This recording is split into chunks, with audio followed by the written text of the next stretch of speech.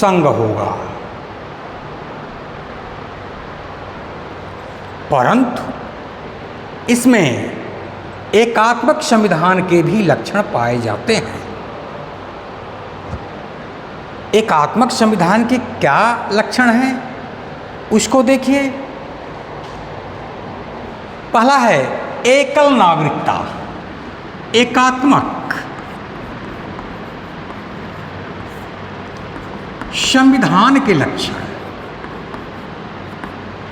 पहला है एकल नागरिकता। पहला क्या है? एकल नागरिकता। केंद्र द्वारा राज्यपालों की नियुक्ति।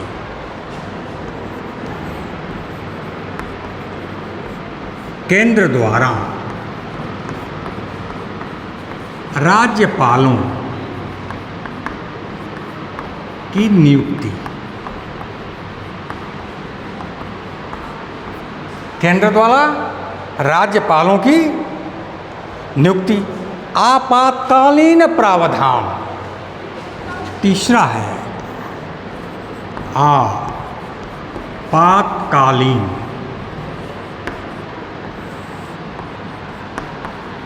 प्रावधान। तीसरा क्या है? आपातकालीन प्रावधान। चौथा अखिल भारतीय सेवाएं। अखिल भारतीय सेवाएं।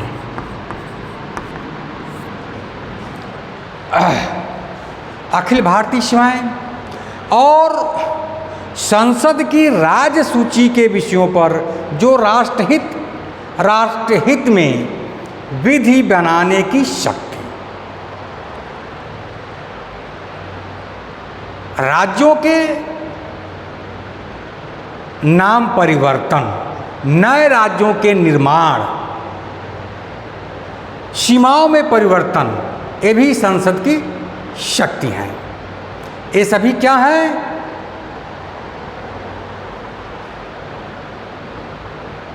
एकात्मक लक्षण है।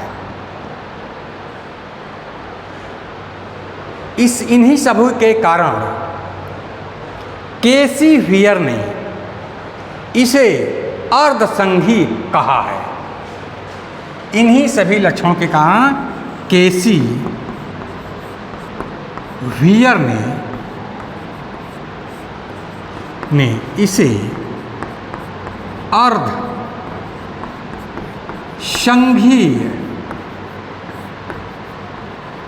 कहा है।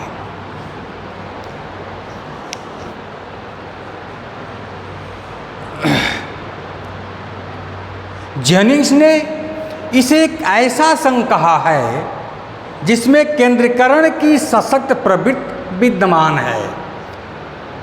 जेनिंग्स ने इसे एक ऐसा संघ कहा है जिसमें केंद्रीकरण की सशक्त प्रवृत्ति विद्यमान है। वस्तुतः भारतीय संविधान शरीर से तो संघात्मक है, परंतु इसकी आत्मा एकात्मक है। भारतीय संविधान शरीर से संघात्मक है, लेकिन इसकी आत्मा एकात्मक है। इसी कारण डॉक्टर अंबेडकर ने भी कहा था कि भारतीय संविधान को संघात्मकता के तंग ढांचे में नहीं ढाला गया। अब है वयस्क मताधिकार।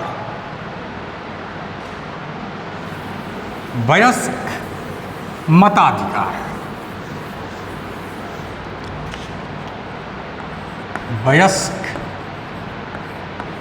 मताधिकार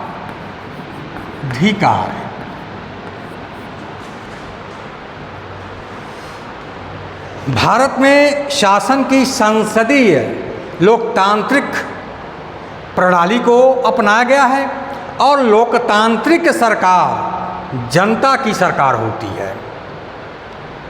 इसके लिए देश के प्रत्येक वयस्क नागरिक को मताधिकार मिला हुआ है। जो 18 वर्ष की आयु पूरी कर लिए हैं उन्हें वयस्क नागरिक माना जाता है,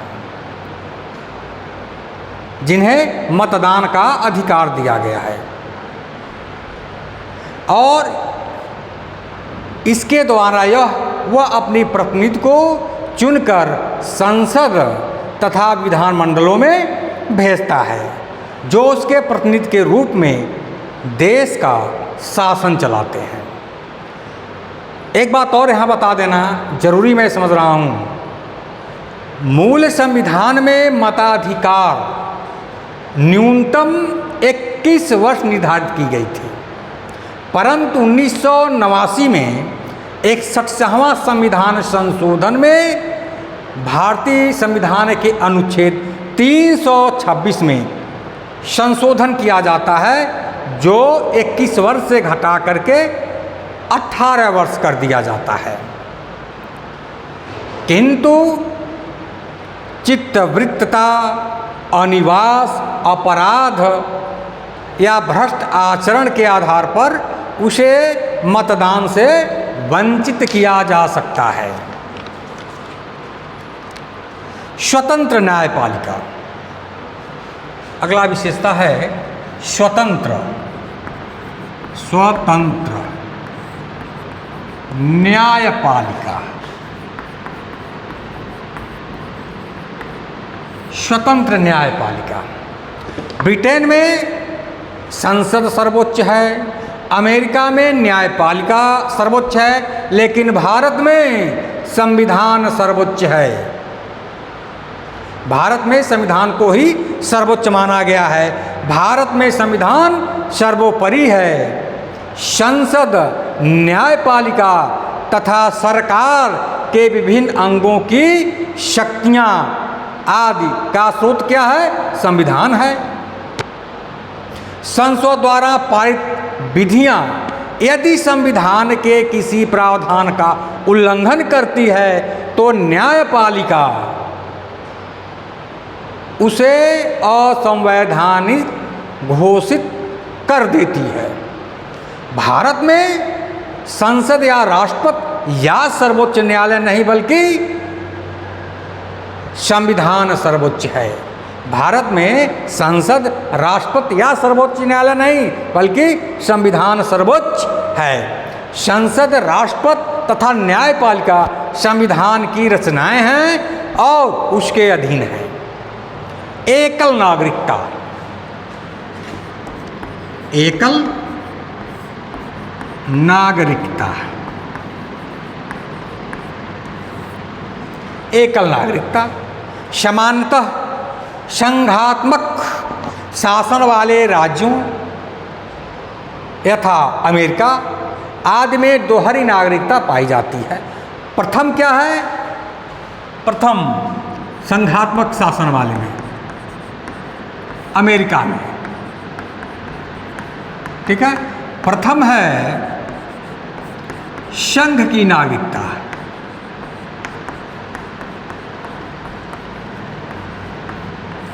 द्वितीय है राज्य की नागरिकता। लेकिन भारत में सिर्फ एक नागरिकता, वो भी भारत देश की नागरिकता। भारतीय संविधान द्वारा केवल एक नागरिकता का प्रावधान किया गया है, वो भी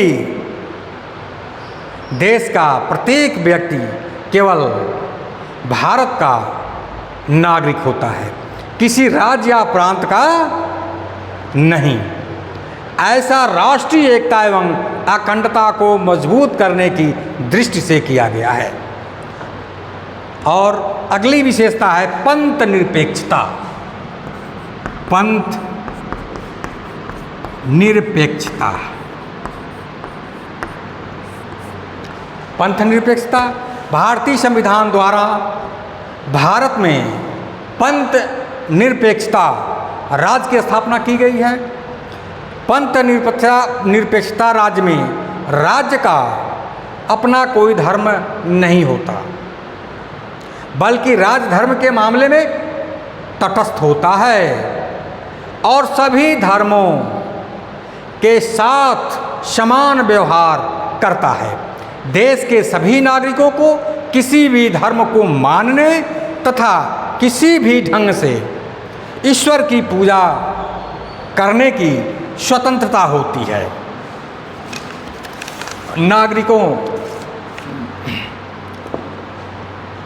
नागरिकों के मूल कर्तव्य।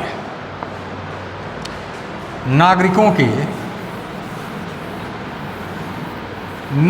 के मूल कर्तव्य। नागरिकों के मूल कर्तव्य। नागरिकों के मूल कर्तव्य। भारत के मूल संविधान में नागरिकों के मौलिक कर्तव्यों के बारे में कोई प्रावधान नहीं किया गया था, परंतु 42वें संविधान संशोधन 1976 द्वारा स्वर्ण सिंह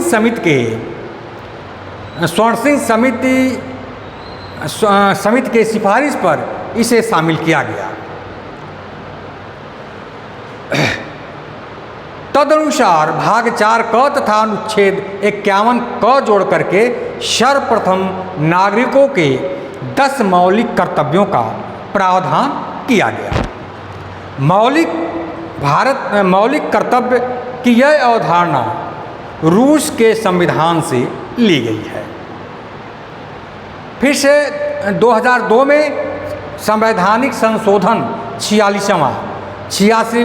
86वें संवैधानिक संशोधन 2002 द्वारा नागरिकों के लिए 11वें मौलिक कर्तव्य की व्यवस्था की गई, जो कि 6 से 14 आयु वर्ग के बच्चों के लिए निःशुल्क शिक्षा का प्रावधान करता है तथा ऐसे बच्चों के माता पिता तथा संरक्षकों पर उन्हें अनिवार्य तथा मुफ्त शिक्षा प्रदान करने का दायित्व अभिप्रेरित करता है। और भारतीय संविधान पर भारत सरकार अधिनियम 1935 का सबसे अधिक प्रभाव है। भारतीय संविधान का लगभग 70% प्रावधान इसी अधिनियम पर आधारित है। संघ तथा राज्यों के बीच शक्तियों का विभाजन तथा आपातकालीन प्रावधान भारत सरकार अधिनियम 1935 पर ही आधारित है। भारतीय संविधान के तीनों